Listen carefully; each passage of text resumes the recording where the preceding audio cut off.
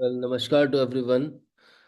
दोस्तों, क्या है कि हमने अभी पिछले कुछ वीडियोस में देखा कि लाइक आप लोगों को अभी भी स्टिल कंफ्यूजन है कि कौन से प्लेनेट के साथ आप अपने करियर्स को मतलब जोड़ के देखें या आप उसमें डायरेक्शन पा सकें। This has been a confusion. तो मैंने सोचा क्यों ना आज एक ऐसा वीडियो बना दूं जिसमें मैं आपको 9 के 9 प्लैनेट्स जो होते हैं उनको लिंक करके समझा दूं कि आपको इन 9 प्लैनेट्स को समझते हुए कैसे अपने हॉरोस्कोप के अंदर ये देखना है कि आपको अपना करियर कैसे चुनना है। 10वां घर इज वेरी इंपॉर्टेंट। देखिए, एक कंफ्यूजन पहले तो दूर कीजिए।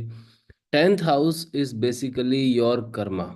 ठीक है, अब ये जो कर्म होता है, ये कर्म आप कहीं पे भी कर रहे हो। फॉर एग्जाम्पल, इसको ऐसे समझिए कि मान लीजिए आप एक जॉब करते हैं। ठीक है, अब आप एक जॉब तो करते हैं, परंतु उस जॉब के अंदर भी अगर उस काम को आप ईमानदारी से नहीं करते, शिद्दत से नहीं करते, तो वो आप अपना कर्मा खराब कर रहे हैं।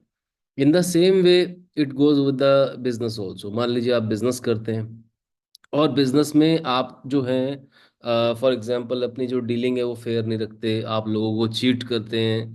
अगर इस तरह की कोई चीज़ें अगर आप बाय द वे करते हैं, तो क्या है कि आप अपना कर्म जो है वो खराब कर। हमें दो अप्रोच साथ लेके चलनी है, दो अप्रोच इसमें काम करेंगी। जो पहली अप्रोच है वो ये है कि हम सीधा 10th हाउस का लॉर्ड उठाएं और उसको हम लिंक करके देखें कि वो किस तरह से जुड़ रहा है आपके 7वें घर से या फिर आपके 6ठे घर से।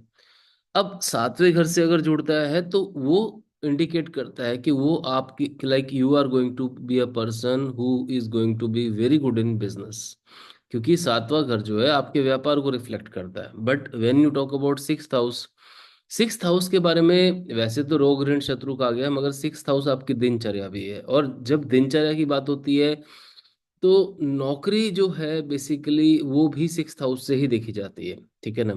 तो आपको जब जॉब देखना है कि आपको कैसा जॉब पकड़ना है, अब क्या है कि कैसा जॉब, यहाँ पर ये एक कंसर्न है सबसे इम्पोर्टेंट। और क्या है कि ये जो 9 के 9 ग्रह हैं ना, ये अलग अलग तरह के करियर्स आपको देते हैं।